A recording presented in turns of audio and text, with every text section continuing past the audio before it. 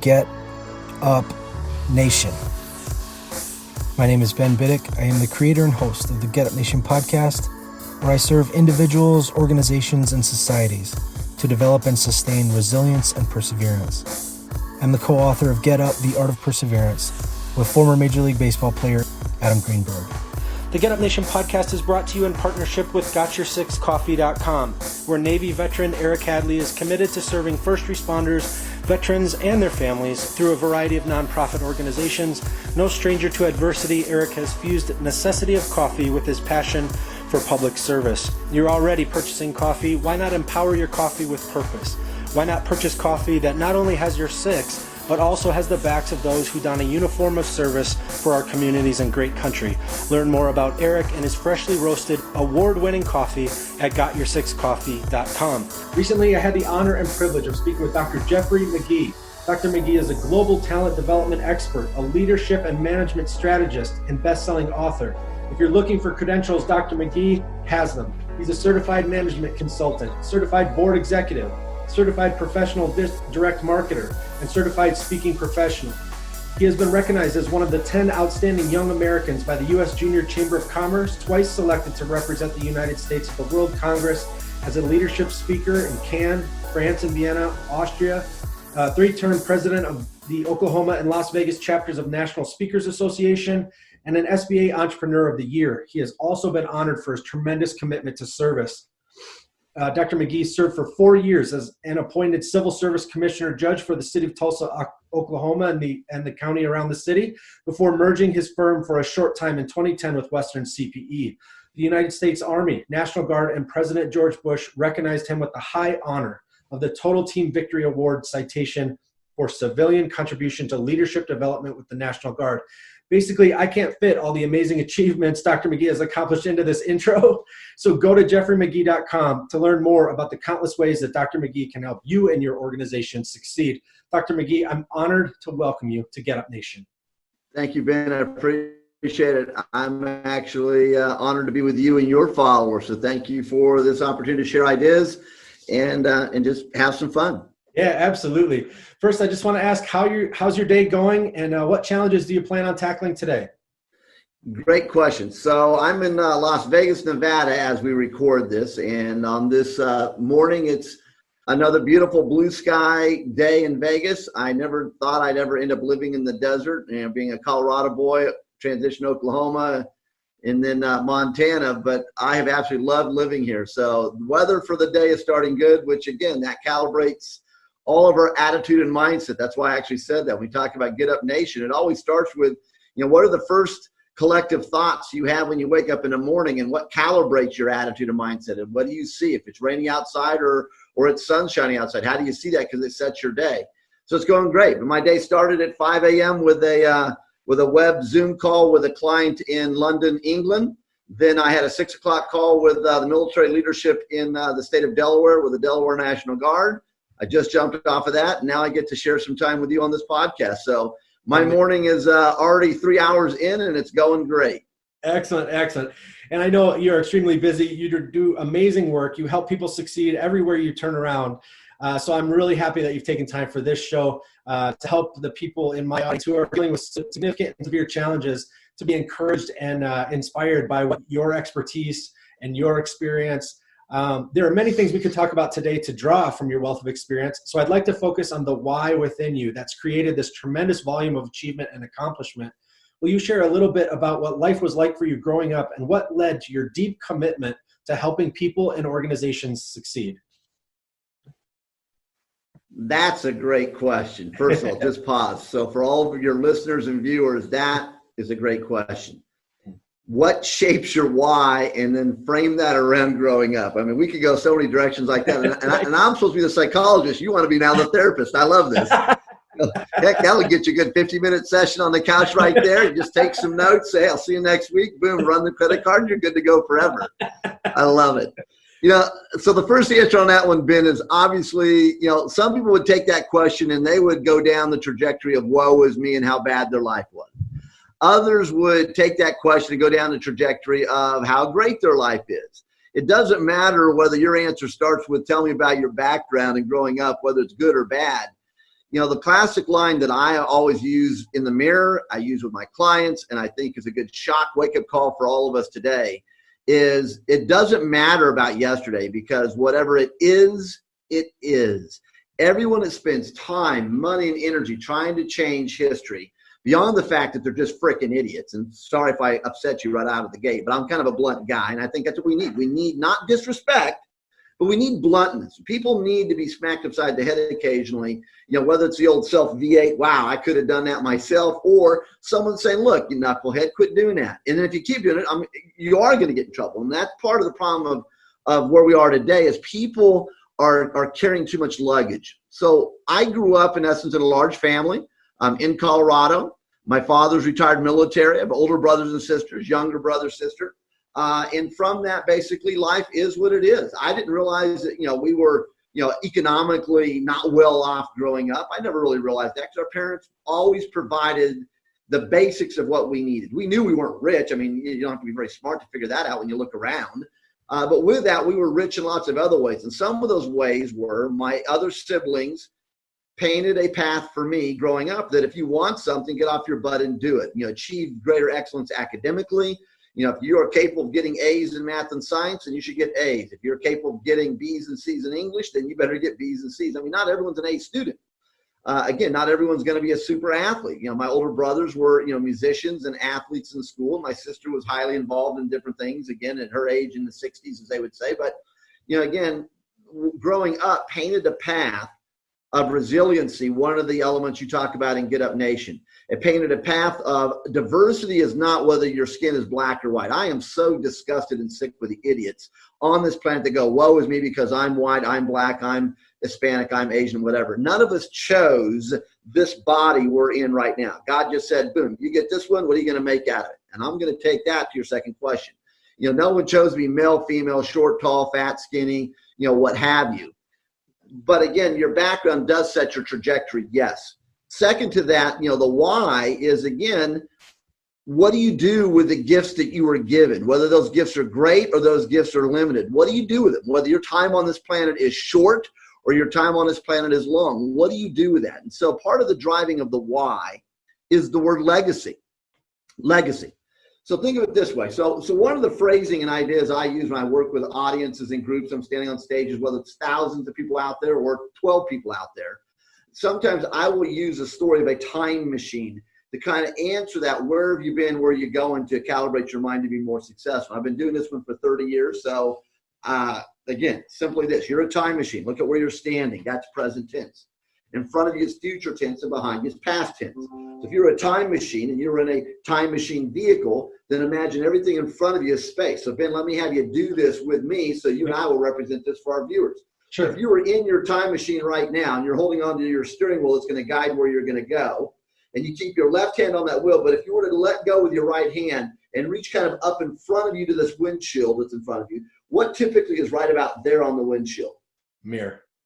Bingo, that rearview mirror. So reach up there and grab that and get a good grip on it for a second. On three, I want you to rip it off that windshield. 1, 2, 3, rip it off. Toss it out the window, get rid of it.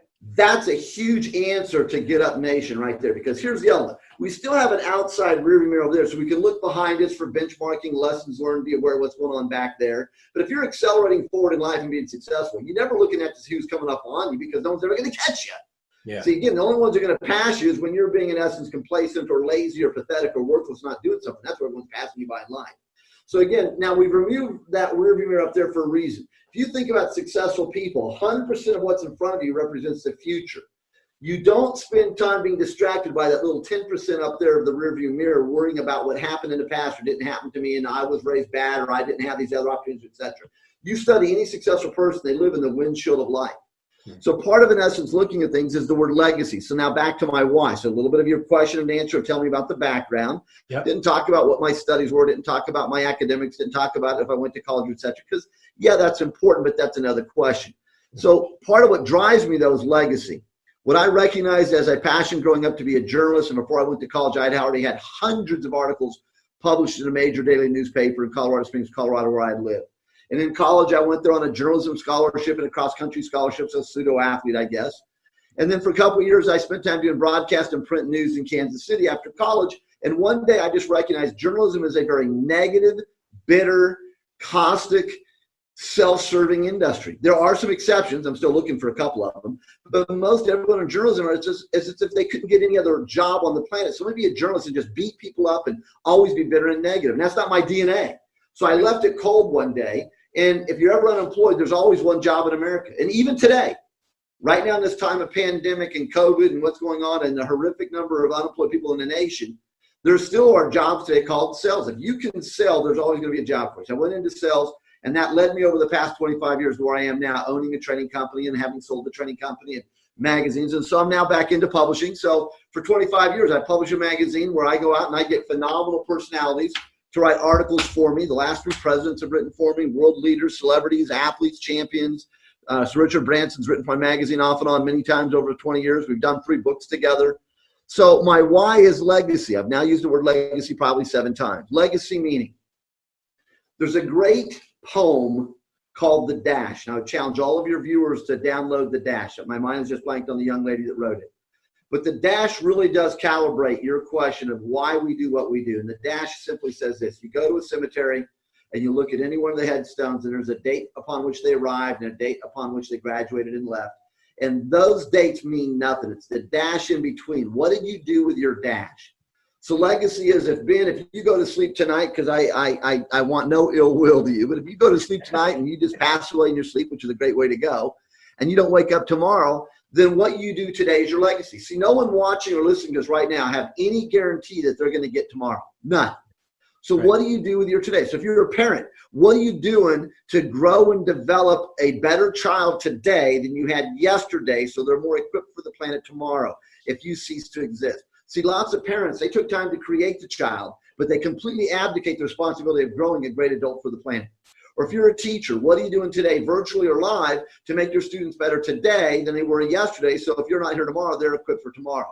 And there's some teachers that do a great job, just like there's some parents that do a great job, but there's some teachers that they are so exhausted or burned out and they're just going through the motions. Or you and I, what do we do for our clients? So this morning, again, if I go back to one of my clients I'm talking with on the phone or doing Zoom calls, that's the big way we connect today, and I've been doing that for many years, nothing new. It's how do I help serve them so that if I interact with them, they're better off for that interaction. And knowing what their needs are, that if their needs are not how I can help them, they'll be better off by not interacting with me. That's the other element. Again, if you're a super successful person in your own space, you know the people horizontally left and right of you that are better at other things than you are, and you always are helping your client to access you and them so that we all go up together. So those are some of my responses to a little bit of my background and what drives me. It's about helping people to look at themselves as capital on this planet, thus human capital. And I've been using the phrase and name and title human capital developer for over 20 years, way before it became fashionable for anyone else to even start using that word. That's what I talk about in my management books, leadership books, sales books, and self-development books. Love that. And you talked about how early on you understood the value of a strong work ethic. You were raised on a farm, it's from what I've read. What were those experiences like for you? I mean, I regularly speak with Midwestern farmers who are facing unprecedented challenges and struggling to keep their farms profitable. What lessons or experience happened in those rural environments for you, in agricultural communities that set these people up for success, whether it's on a farm or in a different industry if they have to make a pivot? What are some of those core principles that you understood early that helped your trajectory be what it is? It's a great question. So for our viewers today, if you're not familiar, Ben lives in Wisconsin, so kind of a Midwest or upper Midwest state. A lot of agri in Wisconsin, along with a lot of winter and snow and football and other great businesses as well. Harley Davidson, one of my clients for many, many years. Beer, Milwaukee beer, again, a lot of business. I say that to give a point of perspective for you, I, and our viewers today. Yep. You know, part of what I would share about that agri belt, and it doesn't necessarily mean if you're not agri, this is not you. But if you're agri, your norm, your reality is that if you grew up on any kind of a farm, whether it was a production farm of grain, whether it's a production farm of livestock, whether it's a production farm, or you were, in essence, you had a small farm operation, then your norm is as a child. So Ben, you and I are brothers, no matter what our age is. When you're basically old enough to be able to walk and do something, you're involved in that farm. Go get the rake, go get the shovel, bring me that bucket, open up that fence. You stand here and don't let the cow go this direction, sort of thing. I mean, that's a norm. I mean, I've got pictures in my head of my immediately older brother in elementary school. He had, a calf that part of his, agri project, a little, bull to be. And I remember him headbutting the bull. I remember him trying to get up on top and ride the bull. I mean, so those silly examples. But I also remember, winter days, 0 degrees, and going out and helping my older brothers or mom and dad, with the sows, the hogs, the pigs, in the barn where one was giving birth to little piglets, babies, and it's 0 degrees and you got the heat lamps on so they don't freeze and stuff. And, doing those things and cleaning out the chicken coop and, shoveling out all that chicken crap and et cetera. And so I share that story because that's important to where I'm going with your answer. And nowhere in there at that early age did I have an understanding or an expectation of the word allowance. Nowhere in there was I expecting to be paid to do those things. I mean, cleaning the house and keeping my bedroom picked up and doing my, chores or duties or whatever. Nowhere in there was I expecting to be paid for that. So it's interesting. Some kids grow up with it. If you keep your room clean, you'll get paid. It's like, what, are you freaking kidding me? Seriously? So, but both of those calibrate our mind as to who we are. So part of what I recognize when I work with agri individuals and military individuals is there's some shared DNA with them more often than it is a shared DNA with anyone else on the planet and any other lifestyles, demographic environment. And that is when you're in an agri environment, work ethic is strong. It's just who you are. It's your DNA. You don't bitch, you just do it. When you're in an agri environment, you also understand structures and processes and procedures and doing things. And you might be tired, it might be late in the afternoon or evening, but there's certain things you still have to clean up and do things the right way so it's set for the next time you come back. So you fall into that work ethic and attitude and passion and et cetera. So because of that, typically, again, you asked the question about agri and Midwest specifically. Those people typically are much more resilient, and that's a key word for everyone on the planet to be familiar with. I know with your military background, many years in the active Army, that the resiliency is a part of it. Your ability to bounce back, resiliency. Your ability to be in shape to do the job you're supposed to be doing, resiliency. Your ability to be, physical tough, mental tough, to deal with some of those, hurdles that come at us in life that are going to happen. And it doesn't make the hurdles right, wrong, good, bad. It doesn't mean you can't be empathetic to what's going on. But again, put your adult pants on and how about you act like one for a change? The majority of all of our problems on the planet are self-made. Therefore, they can be self-fixed. But we spend so much time building up our own illusion or rewriting our own revisionist history to what we think is reality. And again, that's the problem with journalists. Journalists are really good at straight out, bold-faced lying, and there's nothing there to hold them accountable anymore. I mean, it used to be you'd have a news director or producer that would, no, you're not saying that on the air. You're not writing that in the paper because it's not true. Or wait a minute, you're about to report this. I mean, in journalism school, I remember being taught that if I'm going to interview Ben and Ben gives me this great juicy nugget I want to write on, that's fine. But I got to go find at least 2 other people that don't know Ben that can corroborate and validate with that little nugget I got from Ben. And if I can't get at least 2 other people, I'm not putting it out there. I mean, today it's stunning. Journalists write stuff out of whole cloth lies, and they put it out there as truth. And most people are so oblivious and ignorant to facts. They may not be dumb people, but they're ignorant to facts. They have no clue what they're eating and swallowing. And then when it's revealed that what they were told and led down the road to believe is true is completely false, it's like no one even cares to go, wait a minute. I still can like Ben, but Ben, I don't appreciate that you misled me for 3 years on something you said that was happening with our federal leaders that turns out to be a lie. That's not true. If I wouldn't let you bully my kid. I wouldn't let you bully me, but we do that, and it's on both political sides anymore. It's crazy. And so that's another element to your question of, again, in the Midwest, people have work ethics. They're willing to get off their butt and do things. So they will be resilient, but they may need to change how they do what they do. And I think for the regular worker bees on this planet that have been working virtually for the past 60 days, as the day we're recording this, most of the planet's been on lockdown and virtual work and stay-at-home orders. A lot of employers and a lot of my clients that are, half $500 million to $6, $7, $8, $9, $10 billion in size companies, part of what they are just now starting to get their head around. Sadly, they're that far behind. My clients, I've been pushing them on day one. I said, keep in mind, you send people home to work and they're productive. Worst case scenario, they're just as productive as they were before they went home. When you say now it's time to come back, you be ready for the virtual rebellion, because people are going to say, wait a minute, if we were working virtually, why do I need to be in the office? And you may have realized that actually if people do have self-accountability, which goes back to the agri-DNA, and good work ethic, which goes back to the agri-DNA, which is why I use that, then you know what, you can trust them to work at home and be successful. And you may have now just cut down a whole lot of your costs. You may not need as much office space anymore, new buildings, etc. Right. The challenge, though, is just like you and I are doing this virtually right now from your home studio, my home office as well, is that if people are going to then work virtually, they need to make sure that what they show in the background when they're talking to clients shows the right image. And if they don't have distractions to, in essence, show that they're not, in essence, still wearing a professional hat. Yeah, it's cute you're working from home and have kids. You know what?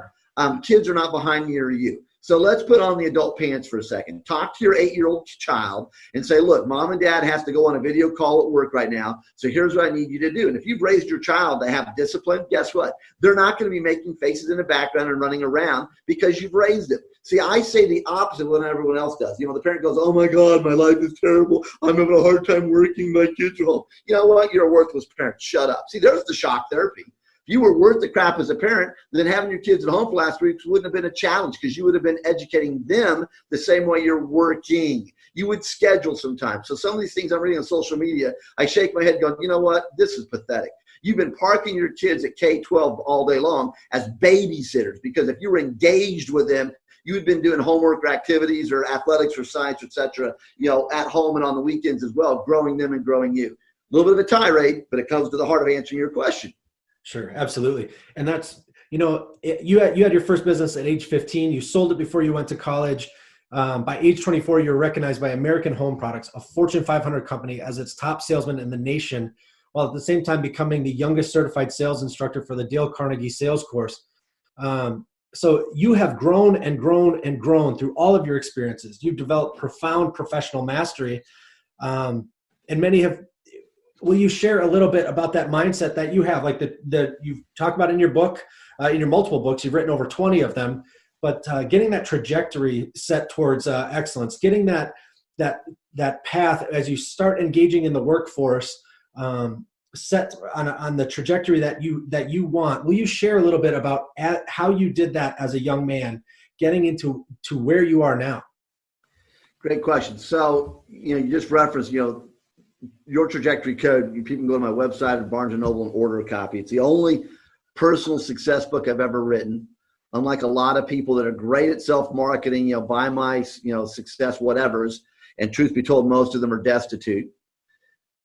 What's important is how you get from where you are to where you want to go. So here's the first part of the answer. Where am I now? Where do I want to go? So early on, it just was always about achieving. Later in life, I started getting older and educated and having great mentors, and I became a better student of just observing other people, whether it meant reading or watching or listening. And now we have the internet, so it makes education even easier, because you can Google anyone you want to study, and there's all kinds of videos and YouTubes and articles and et cetera. So growing one's mind share is very easy today. And so again, for every hour of just traditional television or internet TV, satellite TV that a person watches on just a regular whatever show, I tell people for every 1 hour of that, you should watch at least 10 to 20 hours of real education, because again, live PD is fun, cage match wrestling, UFC is fun, Monster Mash, crash 'em up trucks is great, but all of that stuff does is blow up your brain and take away your IQ. So every time you suck some brains out, you got to put twice as much back in. So Benjamin Franklin had a classic line: the person who empties their purse, money, person who empties their purse into their head will never be bankrupt. So think about how many nonfiction books do you read a day, a week, a month? How many biographies or autobiographies do you read a day, a week, or month? How many, in essence, evergreen, fact-based, content-rich articles, blogs, white papers, research papers do you read on a daily, weekly, monthly basis? How many magazines do you subscribe to that just have articles about phenomenally successful people on them where they're not being interviewed from a traditional feature story, because who gives a crap what your favorite color is? Barbara Walters, are you serious? What's your favorite tree if you could be a tree? I mean, could you ask a more asinine question if you're not going to correlate that to something? So I don't do that. Whenever I do an interview, it's about success. How did you get there? The very questions you're asking, because that's how we grow. So early on, I started doing these things, and later in life, I realized you have to put some models around it. If you want to repeat great behaviors, your brain has to understand the process. So we give processes names. As a little child, if you're tying your shoes, telling the child to tie their shoes, if they don't know what that means, is confusing. Well, what do you mean, Dad, tie my shoes, or Mom, tie my shoes? So you sit down and say, when you tie your shoes, you take the two strings up, you do this, over like that. Does that make sense? Yes. A little bow here, wrap that around, boom, tie it down, and you're done. And then once you show them the behavior, the act, the process, and it makes sense, you give it a name, so your brain now knows what that is. Tying your shoe, oh, that means I do this. So same thing, make my bed. Well, what does that mean? If make my bed means I just grab everything and toss it to the top and no one ever corrects me, then when you say make your bed, that's what the kid does. And then 20 years later, we're still doing it. If make your bed means, let's go back and have a bad flashback to you in the Army. So boot camp, making your bed at boot camp takes on a whole new meaning, doesn't it? I mean, square edges, things are pulled up, perfect alignment, pop the coin, does it bounce? I mean, so again, if that's how you're trained, then 20 years later, you're still squaring the edges and pulling it up tight, making a bed. So later in life, I realized, success is about understanding behaviors, processes, systems. How do you get from where you are to where you want to be? But then you put a name on that. So in Trajectory Code, if you were to go buy the book as a viewer right now of our program, and again, you can buy the audio book, you can buy in essence the digital book, you can buy in essence the hard book. If you just read the first 5 chapters, it will massively change where you're going in life. Massive, guaranteed promise. You can use those models for personal success development, pivoting and changing. You talked about right now with the tough economy or any job or retirement. You can use it to mentor and develop a child, a coworker, a colleague. You can use it in management in a zillion ways. But I'll give you one specific nugget from the book, and here's in essence $1 million answer to your question. So imagine I have a thumbtack and I put it right here on the wall, everybody. 2 threads, different colors, doesn't matter the color. 2 threads are hanging straight down. If I have a thumbtack on a wall and I tack one of the threads up to the left and one up to the right, then there's a period of time where those 2 threads leave the thumbtack. There's a period of time that they're both going to look like they're one on top of the other. Does that make sense? Yep. That is what success is all about. Understanding successful people are not necessarily making some major life change. So Ben asked a question, so now everyone gets a free workshop.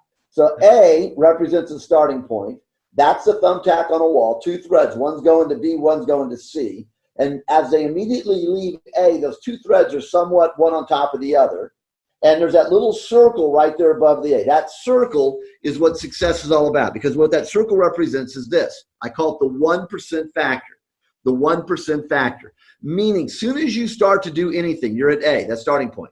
I'm about ready to hit send on this email to Ben, but before I send it, I'm going to reread it. That's an A. That's in that circle, that 1% zone. Because successful people can recognize that whenever they start to do something, they do a time continuum exercise. I'm about to say this. So if I say this and I go out over the time continuum, seconds, minutes, hours, days, weeks, months, quarter, year, decade, doesn't matter. If I do this and I extrapolate outward, is it going to take me towards success? Because if so, then say it with more gusto. But if I'm getting ready to say this and I extrapolate and I realize, this may get me in trouble, that's the wrong trajectory, I can recalibrate. A simple 1% change in mindset, a simple 1% change in behavior is easy, and any one of us can do that. Sitting down to eat a meal at a restaurant and realizing this looks gorgeous, it smells good, looks good, oh my gosh, it's plated beautifully, this restaurant did a phenomenal job, and you start to eat it and you go, you know what, truth be told, there's 2 meals in front of me, not one. And as soon as that waiter comes over and asks, hey, how's that first bite? You know what, Ben? Not only is the first bite great, but do me a favor, Ben. I need you right now. To go get me, in essence, a take-home little basket or a little case or a little whatever. I want to put half of this to take home. And the waiter's going to look at you weird, like, what? And you go, see, a little 1%. If I take half what's on my plate now and put it in my to-go box and set that to side and then enjoy this other half, I'm actually eating probably the right proportion of food instead of gorging and eating it all. So if my objective in that story was I'm trying to stay in shape or lose some weight, simple little 1% would be as soon as it shows up and you realize there's a ton there, break it down right now versus eating it all basically is what you'll do if you keep it and then going home and going, oh my God, I'm trying to lose weight and I just ate 5 meals. So 1%. So now if we take those two lines, now let's go next step. So A stands for activating event. There's a model in psychology we use called the ABC model of human behavior. Everyone needs to pay attention. ABC model of human behavior talks about the reality of what you're doing right now watching us and what you're going to do the rest of today in your life. So A is activating event. There's always going to be an A. You wake up on time or not, it's an A. Your alarm clock works, doesn't work, it's an A. You get that email, it's an A. You're going to respond. And so we live in an endless universe of A's. They're always coming onto your radar. So when an A happens, activating event, A plus B equals C, because that model, remember, had A, B, C. So the line that goes from the A up to the left is a finite line, and it is going to be labeled B, which stands for behavior. It's a finite line because also that line to the left also represents derailment and failure, which is where more than 56% of the world lives. Gallup research recently found that 56% of Americans are complacent, disengaged, and just kind of going through the motions. They live on the left trajectory. 15% of Americans are actively disengaged and bitch for a living. So they really live on the left, derailment. 29% of Americans go to the right. So A is activating event, B is behavior, C stands for consequence, outcome, consequence. So I put a different word on C. So the different word for B, finite line, is derailment, failure. A different word for C, because that line goes out into infinity, I call it success. So again, if I want to become more successful, back to your question, I did all these things in an early life, then through my younger years of life. How is it that I figured that out? Well, in the early days, I didn't know. I just did things. Growing up on the farm, if you wanted something done, you did it, or you helped out someone else do it, or you asked for help. You just did it. As you get older, sometimes you may not have everyone around you that can help you. So what can you do? You do it. So the trajectory code model, as I wrap this up to answer your question on the last part, that's my model for everything I do in life. Whatever it is I want to do, that's a C. It's a goal. So line C represents consequence. Line C represents goals. Line C represents the word aspiration. Line C represents success. Every time you want to do something, you come back to that circle there in the middle at the bottom, and you say, okay, for me to do whatever it is that Ben just asked me to do as my boss, as my supervisor, as my friend, for me to get from A to C, then that circle right there represents the 1% factor. I may realize, do I need more knowledge, more skill, more training, or do I need a mentor, an advisor, a coach? And successful people are faster at identifying their needs and getting it. Successful people are faster at identifying their strengths and they leverage it. And successful people are faster at realizing what their gaps and weaknesses are. And if they can, they avoid it by getting someone else to step in and fill those gaps. Those are huge $1 million answers to your question. Amazing.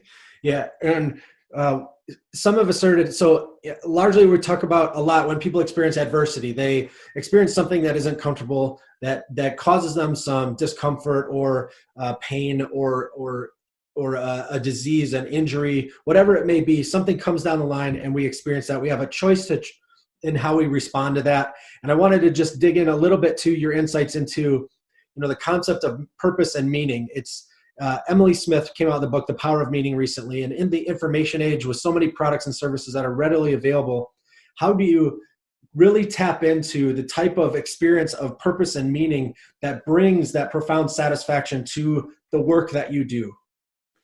Great question. So what Emily did was she wrote a book and she took a page from psychology. One of the models that I use in my leadership programs and in coaching with working with executives, business owners, is a model called identity purpose statement. So if our viewers write that down, identity purpose statement. The more you know about a person's identity purpose statement will help you to understand how you can align with them or not align. The more you know about someone's identity purpose statement gives you insights as to how to engage someone that you may realize you have to engage, even though you have disdain for them. So how do you engage, be civil, and get the hell out of there? The more you know about a person's identity purpose statements also gives you tremendous insights as to how they think, which is a part of your question, and why they hold the beliefs that they hold, which is a part of your question. So if I want to create change in them, I'll know how long that road's going to be that I'm going to have to go down to make that change with them. So identity represents two words. So if I'm looking at Ben as I role play for our viewers, the more I know about your identity, Ben, I'm going to have a better understanding. And it doesn't make your identity, right, wrong, good, bad, it's back to my opening statement. It is what it is. You can't change freaking history, folks. Shut up. You can make future decisions mindful of the past to not repeat it. Absolutely. You can make future decisions not to make up for the past, but to maybe give people opportunities in the future if they want to get off their lazy butt and do something.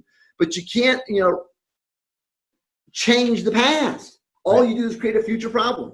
So in going down that pathway to answer it, identity deals with WHAT. So the more I know about Benjamin's identity, what you value, what you'll tolerate, what you like, what you stand for, or the opposites, what you won't tolerate, what you don't care about, what you could care less about, what you won't, stand for. So identity is a snapshot of your what factors. And then the other word for identity is who, WHO.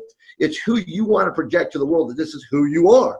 So that's kind of like, in social media marketing today, that's your brand, basically. There's your brand. So again, when Emily talked about all these products and services, it's their brand. This is what we are about. It's what we do. And this is who we are, etc. So identity is one half of who you are.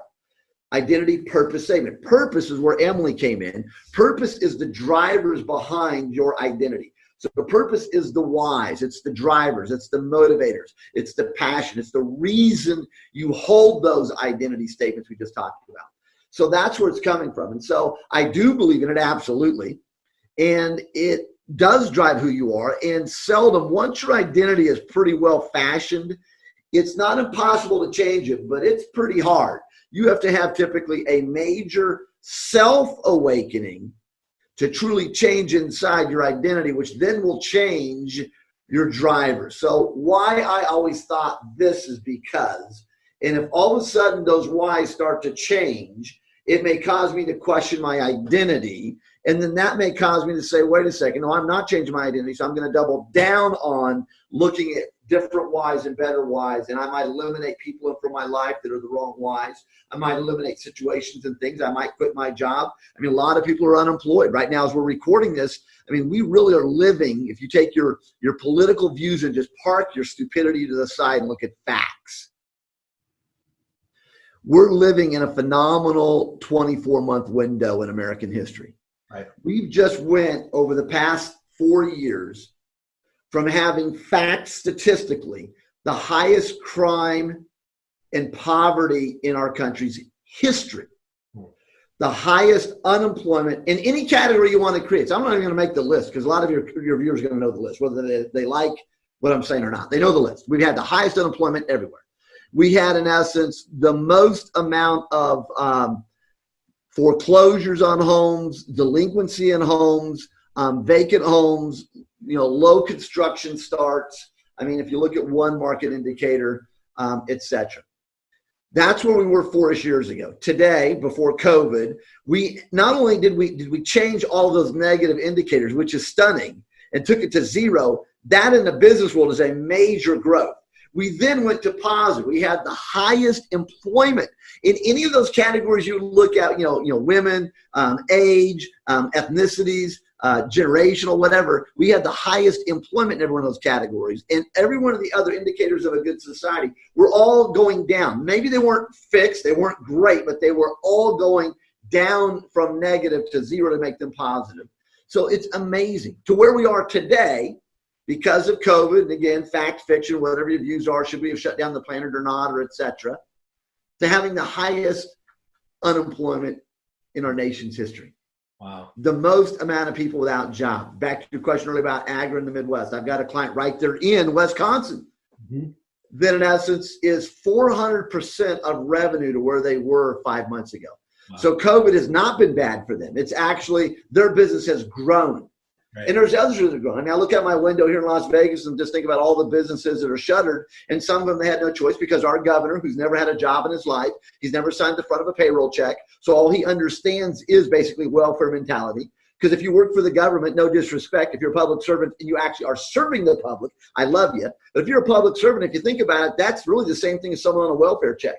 It's hardworking Americans that are taxed, their money goes into this pool of money that then is distributed to different areas in the government, and some goes to people that are unemployed, welfare check, and some go to government workers. That's the same money. It's coming out of my pocket to pay you. So you better be busting your butt every day, back to your common legacy. See, here's how you fix unemployment in this country. If we're going to be giving unemployment checks to everyone, and even with COVID, here's what our government did wrong.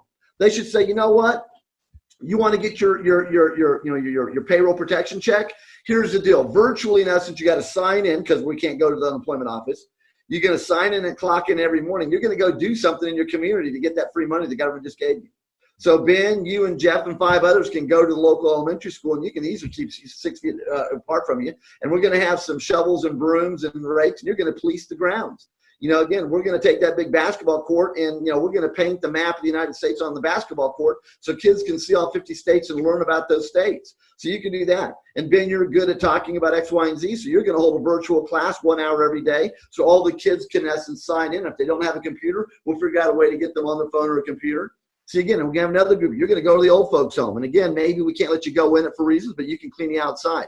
So if I backed this up 5 months ago, that's what our country should be doing with welfare. Unless you physically can't get off your butt and move, you want to get an unemployment check, you've got to do something every day. Here's some bags. You go pick up trash on the highway. You go to the old folks' home and go in and talk with someone. You can play the piano and you're 60 years of age and retired. I mean, why should that be the person who goes to the old folks' home? So what I'm getting at is if you give people a reason to be proudful of who they are, because they're doing something for what they get, you change the psychology in their head, and that goes back to everything we've been talking about now for almost 45 minutes. You change the psychology of people, you change the psychology of the country, and that changes the trajectory of people. And now back to Emily's catch of why changes. You give people reasons to be proudful again, and they will. The problem is we give people the opportunity to be naysayers and whine and bitch and complain about everything in the universe. You tell me one more time, I'm not going to forget you, Flint, Michigan. We're going to fix your water. And 4 years later, you haven't done a damn thing. Shame on you and everyone that was standing next to you. See, we are gullible, dumb people that buy these sound bites from business people, civic people, political leaders, from actors and actresses, and get all emotion pulled into their window, but no one ever shows up to do the work. And that's the problem. 29% of Americans, according to Gallup, actually do anything in this country. 56% of Americans go through the motions, whichever way they're influenced, and 15% are nothing but naysayers and criticizers. Those are horrific freaking numbers. And we're still the best country on the planet. Yeah, that's amazing. I love it. It's that solution-driven mindset. It's that resilience where we focus on here. It's heavily like, okay, what is the adversity you're experiencing? So COVID has definitely caused changes to our situation, but do we get into our emotions? No, actually, everything that we experience during something that is hard or difficult is an opportunity. And you just rattled off about 16 things within 30 seconds of all the things we could be doing. So instead of watching the news and allowing ourselves to have this helpless mentality or waiting for somebody else to do it or feel sorry for ourselves or get all in our heads, we could actually be spending that time improving our communities, connecting with people we've never met.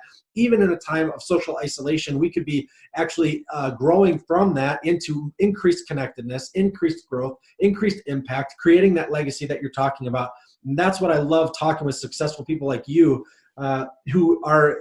whose words are followed up by actions. They're not just sound bites. They're actually things that are being done. They're people taking action. You're helping organizations succeed. You're helping your clients succeed. In that 1 minute, you took a global challenge, a pandemic, something that has not happened for I don't know how long, and you have thrown out multiple solutions for people to have positive impacts, create legacies, improve their communities, and stay connected.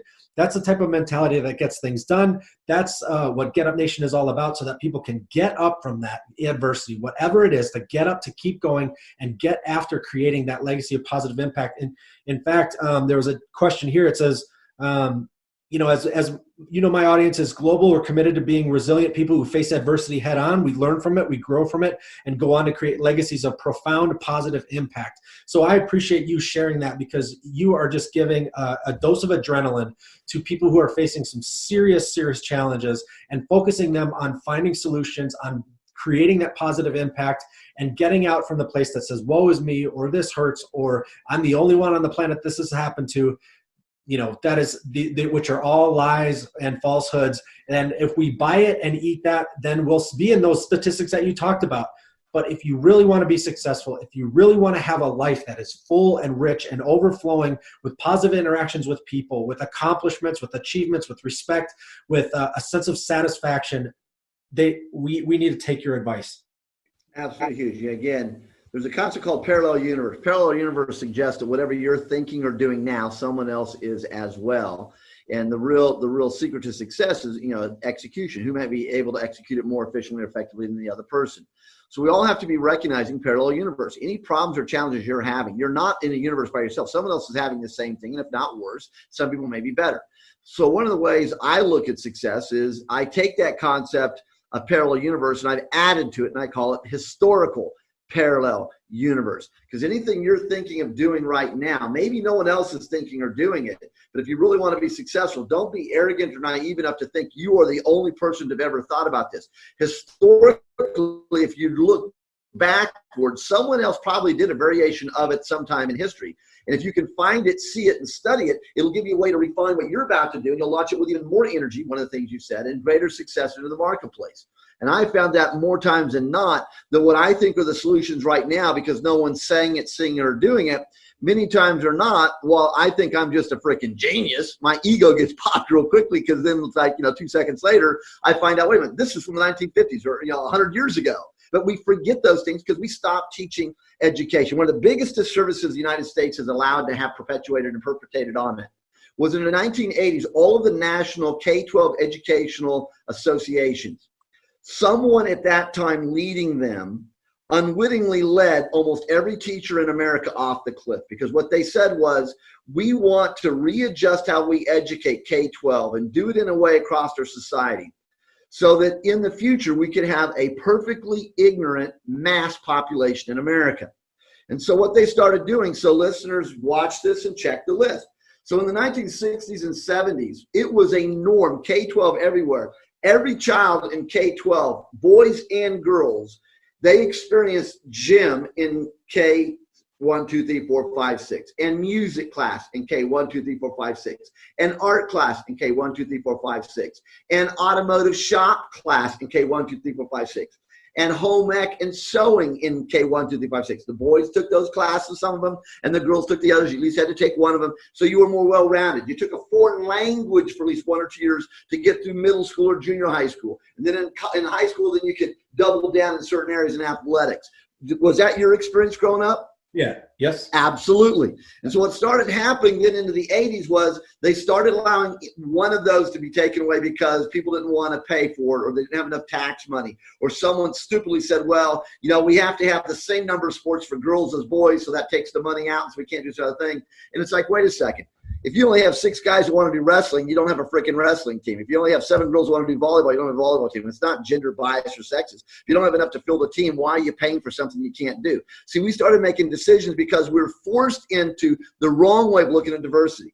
I am huge at saying, and if you follow me on social media, you know that I'm always fact-based. I seldom go rhetoric. I seldom go about what's going on in trends in the society. But Monday's always about sales ideas. Tuesday, Wednesday, Thursday about self ideas. So I got sales mastery ideas on Monday, personal mastery on Tuesday, Wednesday, Thursday, and leadership mastery on, in essence, Friday. So if you're not, for example, let's get LinkedIn on LinkedIn. If you're watching this, we're not, connect with me, and you'll get, in essence, access to those videos, audios, articles, and posts. But I say that to come back to, in essence, we have to start looking at fact-based. And then what happened, we took those things away. Then we, in essence, started allowing teachers to not be supervised.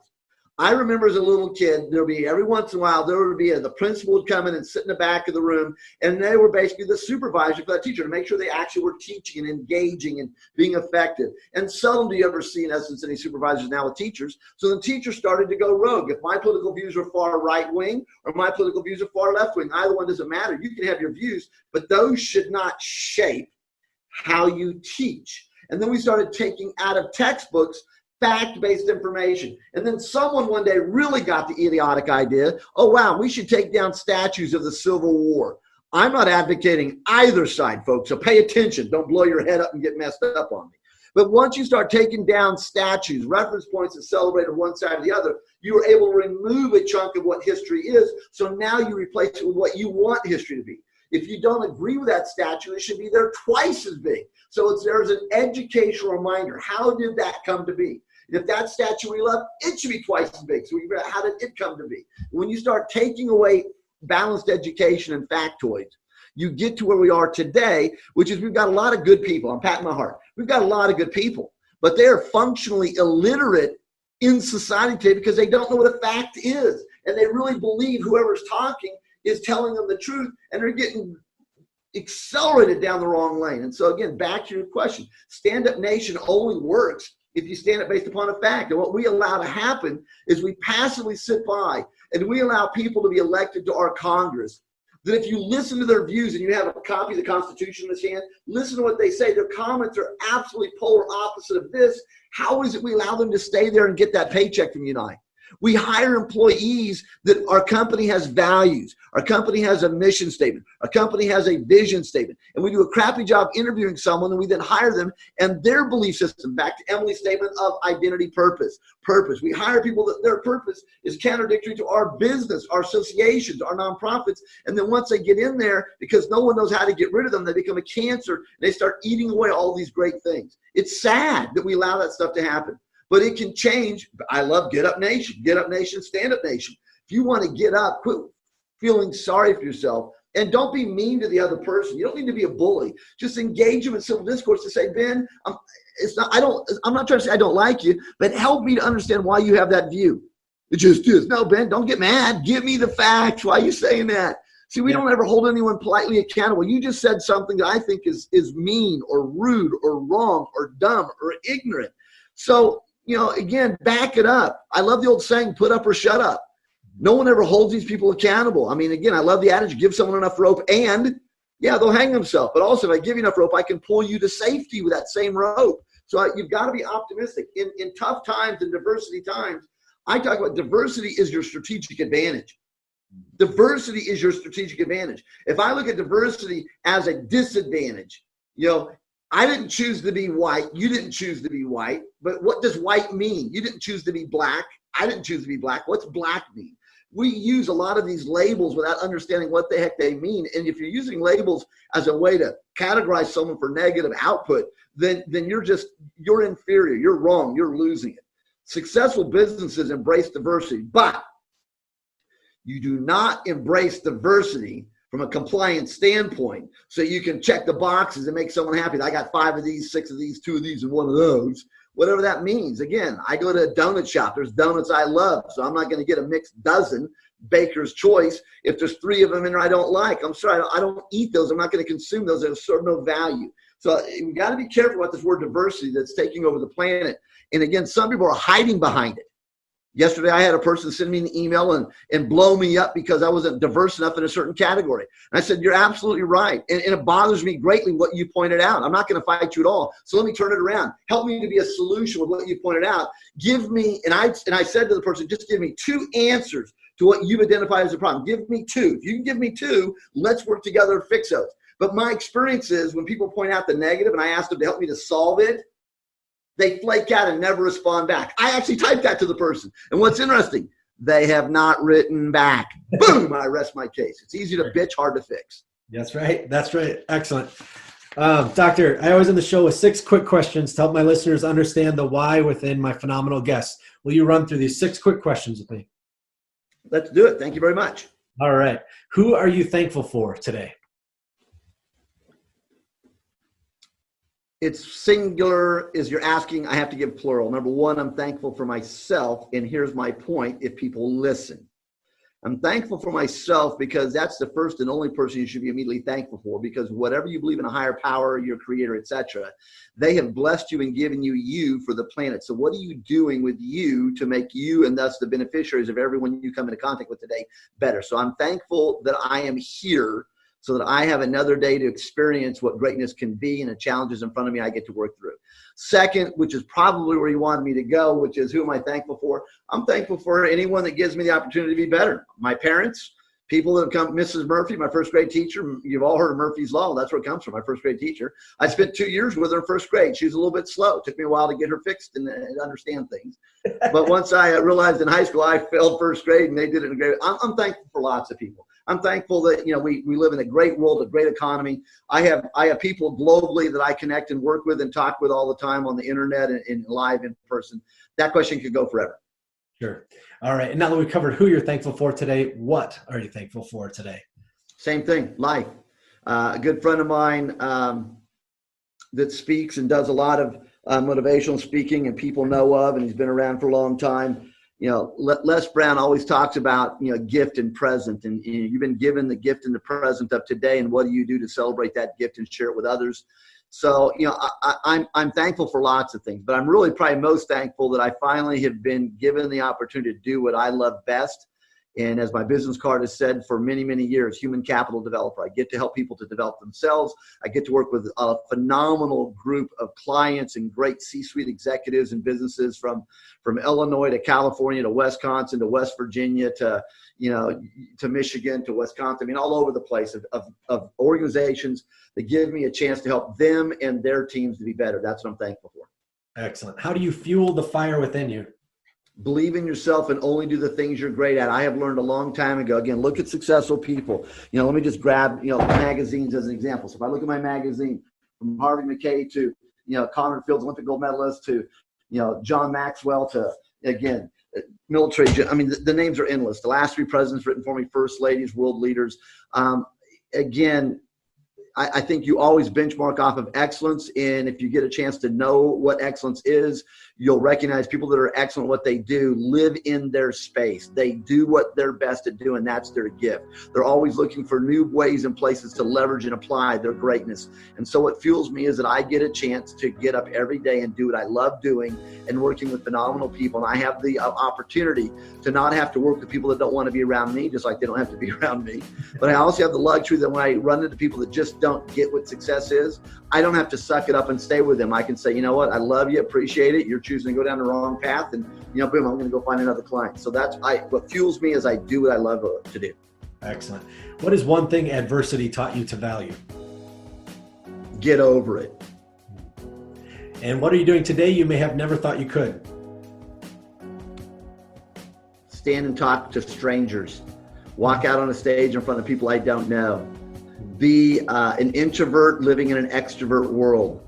Be able to believe in myself and be, your own machine. I was a solo practitioner in this space, 20-some plus years ago. I grew a company from 12 to 144 employees, $117 million training company. I was a partner in and sold my piece out of that. And I'm now down to basically a small firm doing what I've done for years. I mean, what I've done hasn't changed. It's evolved and grown and gotten better, gotten more clarity. Some of the things I used to do on the side, I don't do, and I stay very focused. So great question.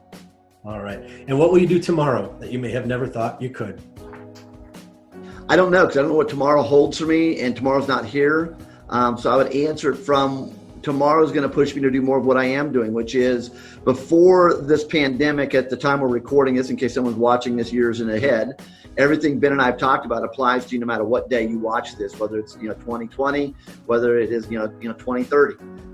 But within that, what I was doing before the pandemic was I had a lot of digital product. I have a lot of leadership webinars and courses and self-study formats on platforms with companies, and I have a lot of sales webinars and content on self-development platforms. I do a lot of work with CPAs, EAs, and attorneys in that industry. As an example, you have to get 40 continuing credit hours every year to keep your license to be street legal, and I have hundreds and hundreds of hours worth of 50-minute workshops online. And so when this happened, I was already prepared for the digital delivery stream. So I was able to make that trajectory change. Clients that I would be going live and doing a one-day leadership workshop with the executive team or leaders live, I've been able to pivot and do it over the internet and do it in 4-hour modified web modules and have a great experience and great testimonials from them. So tomorrow probably is going to hold a little bit more of that, and that is becoming more efficient and effective at virtual deliveries and having more Zoom calls and engaging people to help them where they are, because that's our new reality for at least a temporary time. Absolutely. Doctor, how can people learn more about you and your amazing work? Too kind, I appreciate it. So one, my name's on the screen, so that's how you can look me up on the internet. So JeffreyMagee.com, JeffreyMagee, JeffreyMagee.com. That'll take you to my training and development platform and company. That's what primarily occupies the majority of my time in life. There's books, there's audios under resources. There are some public programs I do here in Las Vegas once a quarter. There's online programs, and there's programs I can bring into your business. The second way they can learn is the magazine. So it's called ProfessionalPerformanceMagazine.com. So ProfessionalPerformanceMagazine.com. You can go there and see any of the past issues for the last many, many years are archived up there. You can download digitals. You can buy hard copies if you want. So that's the two ways to learn more about me. And for your viewers that are subscribed into your podcast, We are providing back to Ben as a thank you for all of you the last couple of magazine issues as digitals. So he'll put those out there for you as well. So there's several ways we can learn more. But again, if you're looking to become more effective at business, go to my website. A lot of tools, sales, a lot of tools, and personal development, a lot of tools. Thank you for asking. Awesome. Absolutely, Doctor. Thank you so much for today. We'll be in touch, and I can't wait to unleash this on Get Up Nation. I love it. Thank you so much, Ben. And for any of the viewers, anything I can do to help you, just reach out on my website. As soon as you bring up my website, bottom right corner, there's a contact me, and send me a message. More than happy to visit with you. It doesn't cost to talk.